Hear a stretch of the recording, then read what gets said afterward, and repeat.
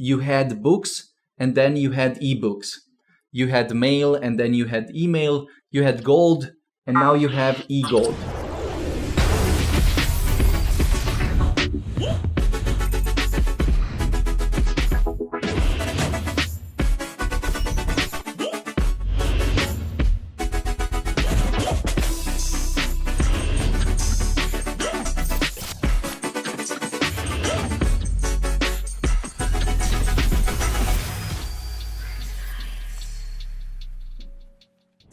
More and more people are buying and holding Bitcoin. Bitcoin. Let's take a look at Bitcoin. Some call this digital gold. Everybody should probably have 1% of their assets in Bitcoin.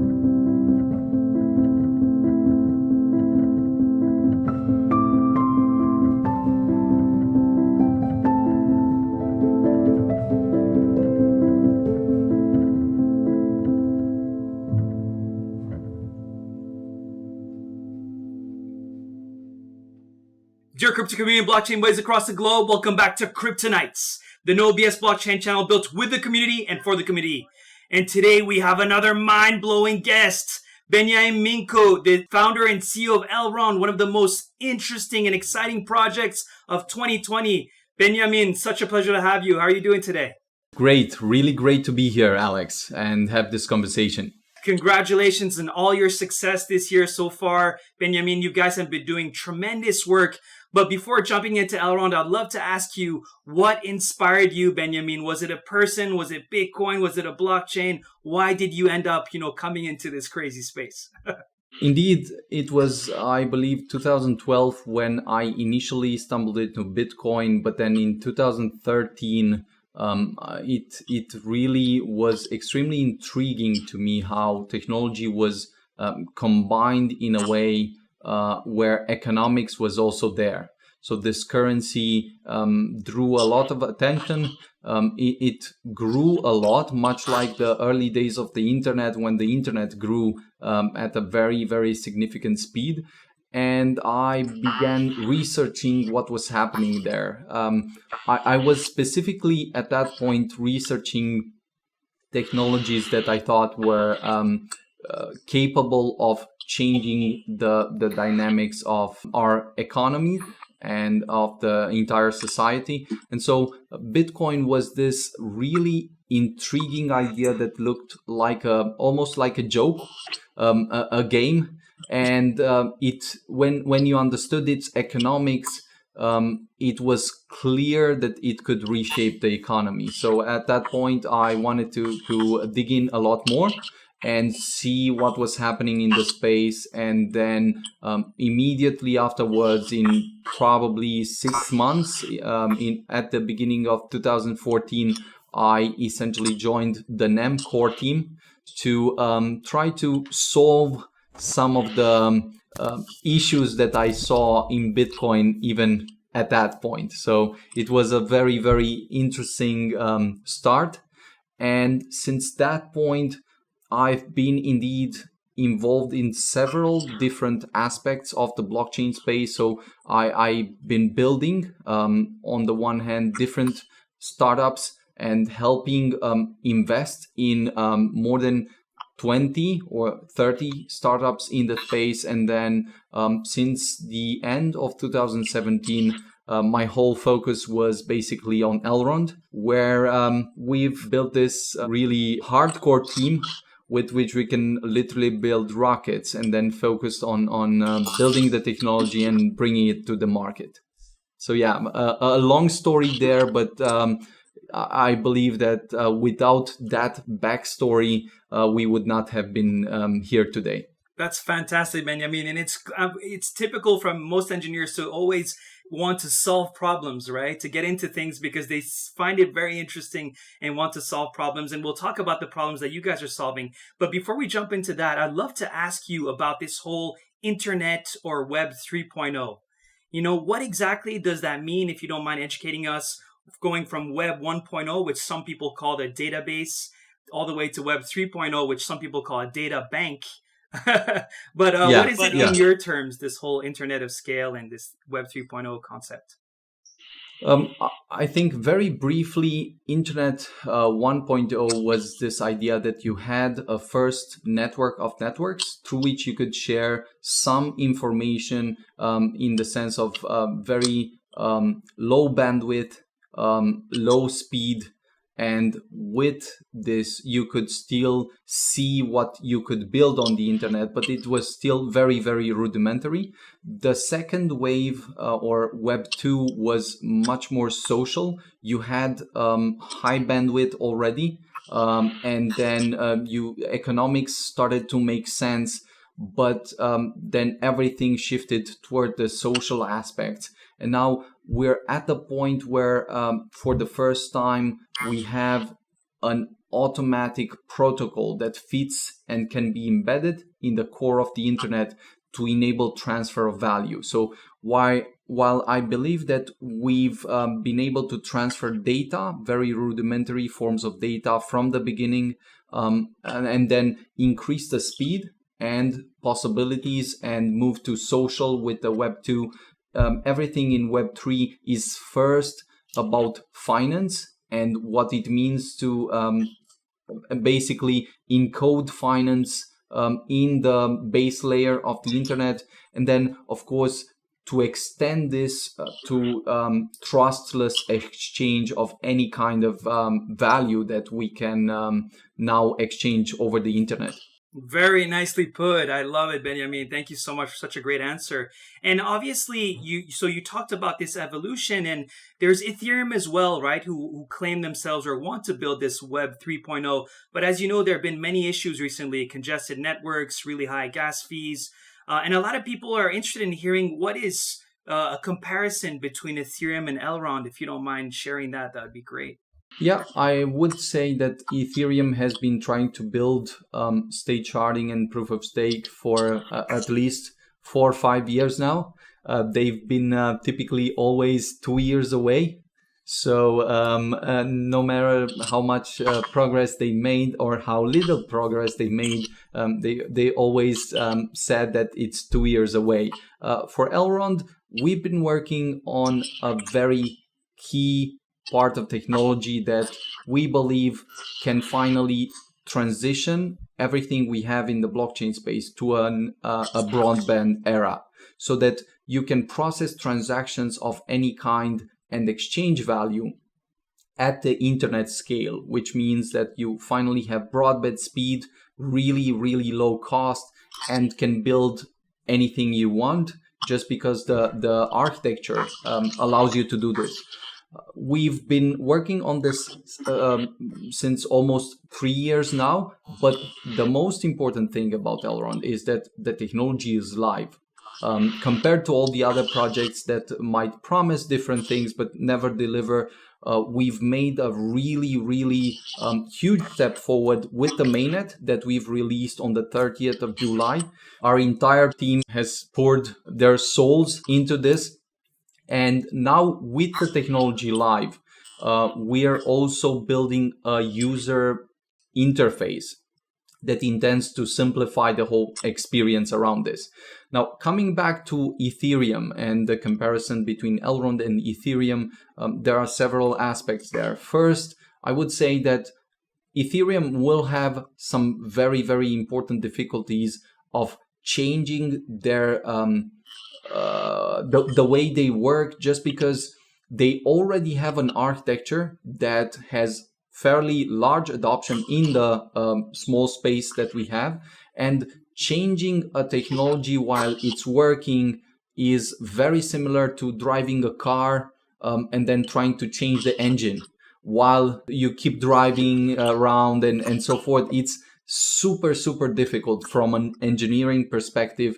And given that they have some incentives for miners and so forth to not move to the new model that would eliminate millions of dollars that the miners have invested in that, there are also some conflicts of interests there.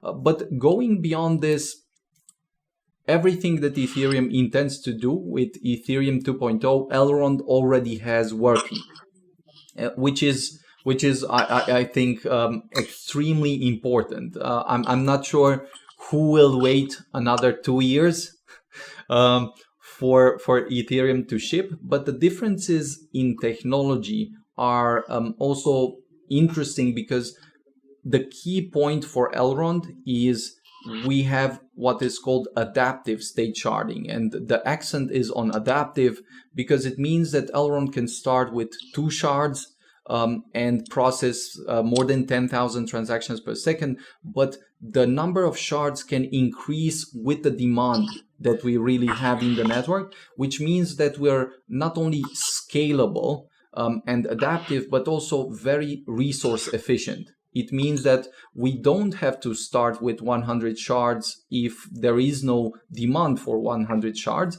And I think this is the largest of the differences. Ethereum also tries to do state sharding. They try to do proof of stake. But the point of the matter is that at this point, they only have something very, very rudimentary with which they're playing. And given what we've been through with our architecture, they're still years away of coming to production with that part. So that meaning of adaptive state sharding, like how would you explain this in layman terms? Like if my grandma Susie was watching the show, Benjamin, how would you explain what adaptive state sharding is at Elrond?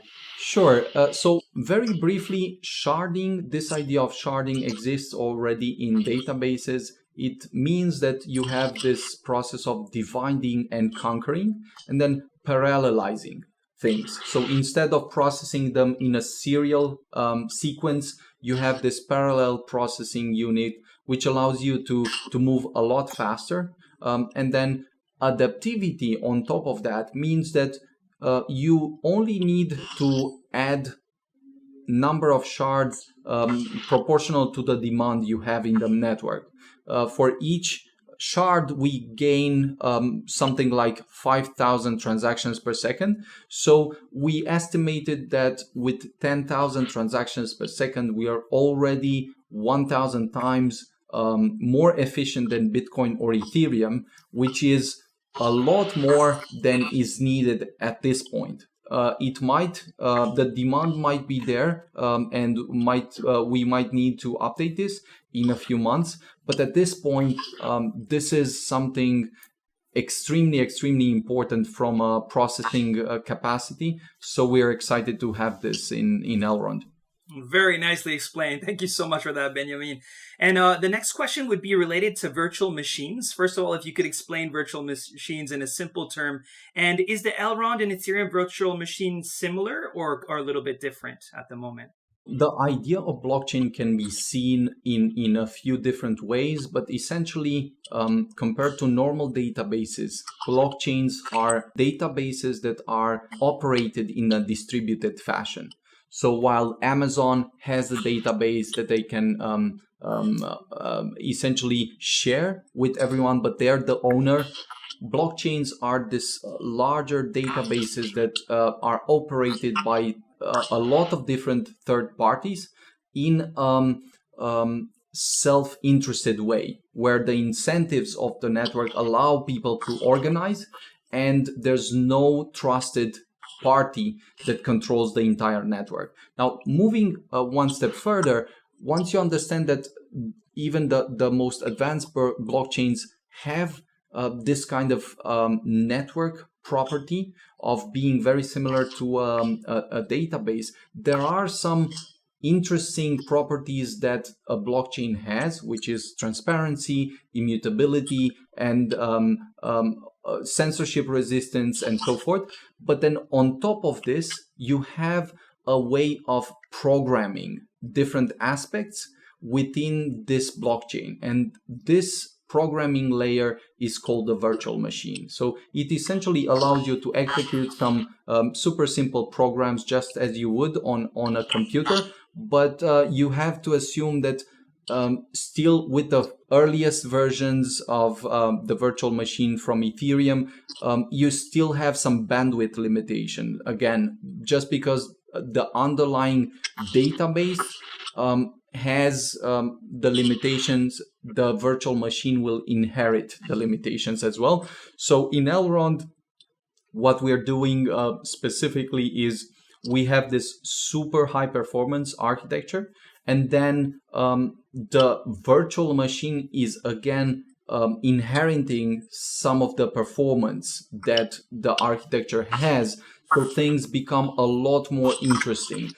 As for differences, we have, instead of going with the Ethereum virtual machine, the Elrond virtual machine is built on top of WASM. So this means that people in the blockchain space with background, or from outside of the blockchain space with background in programming languages such as C, C++, or Rust, can build smart contracts on Elrond a lot easier than they would on Ethereum. And it also means that further down the road, we will enable them to build smart contracts in even more languages and make things even more simple for them. Very nicely put, Benjamin. So is it fair to say that, for example, if a smart contract is a document with information, that a virtual machine is kind of like a cyber agent, the person who's passing it on within that network? Is that a simple way or accurate way? Yes, it's like indeed a processing machine, but the idea is that the virtual machine does not only pass the information here and there, but also can code a way in which the information is passed. So you can both say, please bring this information to from A to B, but then also say, let's do it such that we only bring the information from A to B when I received this type of money from A, and when B has some particular criteria that we want to be met. Oh, so that virtual machine can actually optimize the transaction as well, not just pass it on to another agent. Exactly. Define an algorithm for how the transaction should be executed. Like you can build an escrow, you can build several different criteria that have to be met, and only at that point the transaction is triggered. And it essentially allows you to build a much richer ecosystem already, because you also can go one step backward and say, if you look at Bitcoin, there is no virtual machine. There is no programmability. So things can be a lot worse than they are right now, especially if you look at Bitcoin. Then if you look at what we have right now, there's clearly room for improvement. And this is what we're trying to do with Elrond. You know, that's really cool that you're doing your best to accommodate a platform and an interface that is easy for engineers, right? Not having to learn a new language and use the languages that most people are familiar with. And that's a perfect segue to Maiar, right? The new user interface that you guys have built. Could you tell us a little bit more and why you're doing this? Is this mainly for getting more and more engineers to contribute to your ecosystem? Sure. The whole point of Elrond is essentially that we're trying to build this global, transparent, non-inflationary financial system. And this is what we're trying to do with Elrond Network. This is the basis for Elrond Network. And second, what we are trying to do is give anyone, anywhere, easy access to this new financial system. The only way we can do this is by first building this high bandwidth, low latency, high security, low cost network that is already running with Elrond. But then what we've discovered is that we need to come up with a breakthrough that is equally powerful in terms of user experience, so that all the key features that we have in the blockchain that we've built, we want to take them and put them in a interface that is extremely simple, that abstracts away the entire complexity. And if you have a username called a hero tag, you'll essentially be able to send money to anyone. It's super easy. And of course, you'll be able to stake, you'll be able to lend, and we'll have several other applications that we can build only because we have both the blockchain and this very simple user interface. But the key point with Maiar is, if we think that we really want to bring blockchain to the next billion people, and escape this narrow group of people that we are just exchanging money with currently in the blockchain space, then it's super necessary to forget everything we know in terms of complexity and forget all these things that we've got used to, and simplify things so that our grandmothers and our parents can interact with them without even knowing what's underneath. Because if you look right now at how email works, nobody really knows that you're using the SMTP protocol. What they know is email is super useful. It's much more useful compared to the normal mailing system.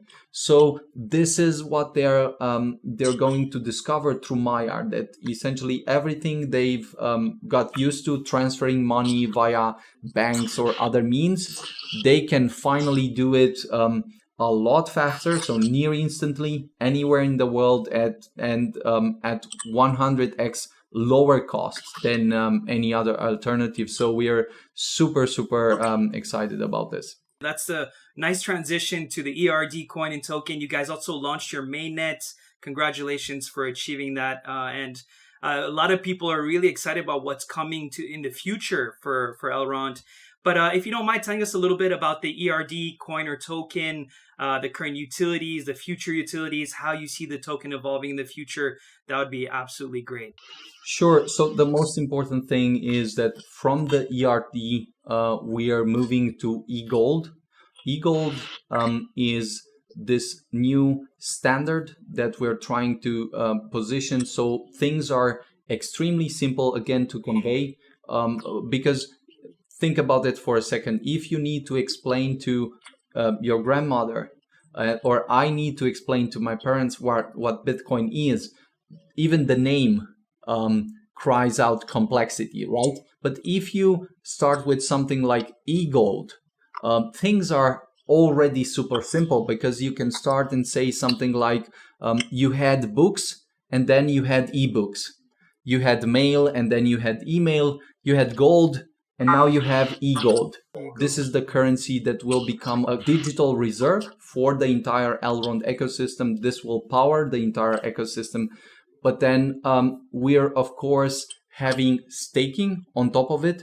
We're having a swap that is essentially being done at the beginning of September through Binance, and then several exchanges and partners that we've partnered with and we're already working with. And based on this, we're also going to release a lot of collaborations and partnerships that will allow people in the Elrond ecosystem to not only stake as they do right now, but also have lending, have exchange possibility in different ways, and then have access to some of the most advanced DeFi options in the space. So we're very excited about this move. This is a bit of a friction at the point where you're making the change, but we are proactively trying to manage this by clarifying things, simplifying things, and we're very confident that once you have 1 month pass, you'll look back and basically no one will even remember the past. Everything they'll see is how simple things are, how easy it is to communicate, convey, and this is the key value that we want to build Elrond around. And we're happy with the progress that we're making. That sounds absolutely great. And thank you, Benjamin, for always mentioning to make it easy for grandmas, right? Grandma Susie needs something easy. Yeah, definitely. And one last question I'd love to ask you, since you guys, I guess you'd be consider yourself as a third generation blockchain, right? As the latest generation of blockchains. As of today, obviously life is not perfect, right? There are always challenges ahead of us, which is great, right? That's what makes it fun. What do you see as the kryptonite of third generation blockchains? What is the current problem that you really want to solve to reach that, that whole ecosystem for the masses, and not have, only geeks, like you said, have a very closed group? I believe there are two very, very important problems that are necessary to be solved in order for us to reach the 1 billion people that we're targeting. First of all, there's a clear necessity to move to an internet scale blockchain. And this is what we have with Elrond. Unless you can process transactions at super high speed with very high bandwidth and very low cost, you cannot build anything on the blockchain. Everything remains a toy. But having this solved is not sufficient, right? You need to move one step further, and what will become obvious during the next weeks and months, especially with Maiar coming out, is how large the elephant in the room is when it comes to complexity and user experience. So by far, I believe the whole discussion will shift immediately after people realize that we've solved the technical problems. The whole discussion will shift around user experience, because this is the main important limitation that has kept the blockchain space to 50 million people after so many years. If you can reduce this complexity and make things super simple and obvious, at that point we'll be able to 10x the number of people or 20x the number of people, so that the whole space will have a very, very different growth factor, a very, very different quantity of people, and very interesting and different tools that come out of so many contributions from the people who join. Nice. I love it. I love it, Benjamin. Fantastic answers. And we're so happy to have people like you, builders and problem solvers, that got you into the space and is still pushing you to continue to move the space forward and reach the masses. And all of these chains, like you said, even DeFi, they need that type of blockchain of scale or internet of scale to actually achieve all these accomplishments. Benjamin, thank you so much for your time today. If we want to follow you, where are you the most active these days? Obviously, we'll put a link for the Elrond website in the description box below, guys, so don't forget to check that. But where are you the most active these days? I see you on Twitter quite often. Yes, Twitter, I think, would be the best place to look. Definitely check elrond.com, definitely check Maiar.com. Things are moving really fast in our community, so we welcome any feedback, and very curious to hear how you guys think about these things. Definitely, we'll check into that, guys. Don't forget to like, subscribe, comment below if you have any questions for Benjamin. He's a very busy man, but we'll try to get back to you with an answer. And join us every Wednesday, premiering at a PC near you, 8 o'clock BST. Thanks so much, and see you next week, guys. Thank you.